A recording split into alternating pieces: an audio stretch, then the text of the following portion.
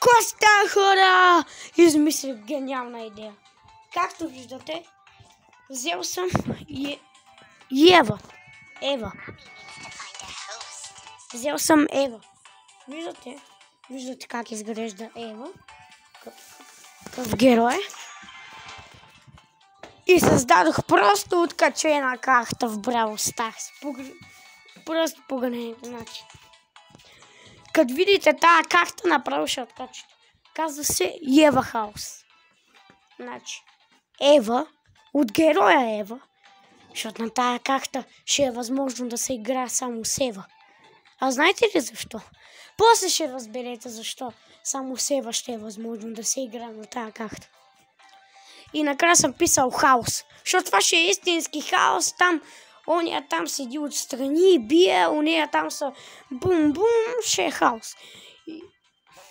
И не обикновен хаос, а Ева хаос. На Еветата. Сега ще ви покажа тази карта. Сега я тествам в момента. И ще видите каква е тази карта. Просто погледнете! Каква карта погледнете? Екскурзия ви правя. Истинска екскурзия направо. Значи. Такова. Тук се намира сейфа. Тук има едно хращче отстрани.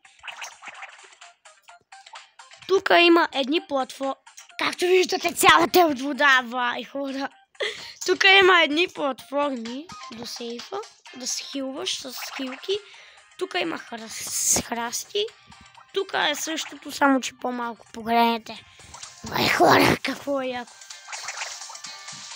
Тук има череп и пак хилка и храсти.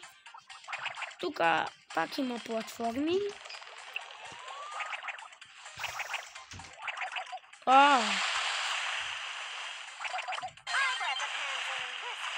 Как подскочих я. Окей, хора.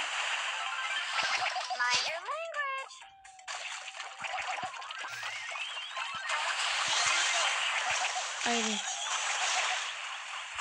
Вай, хора, каква е? Хора, много яка карта. Много яка карта.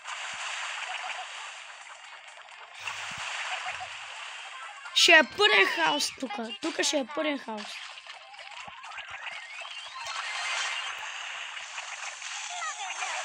Ще е пълен хаос. Знам, че питате как ще се игра на тази карта, ще ви отговоря. Взимате Ева просто. А ако я нямате... Не знам. Не знам какво да се правите. Но искате да играте на тази карта, но я нямате, не знам какво да се прави тогава. Ба, хора, много яка карта. В момента е тестван. И тези платформи тук. Много яка карта.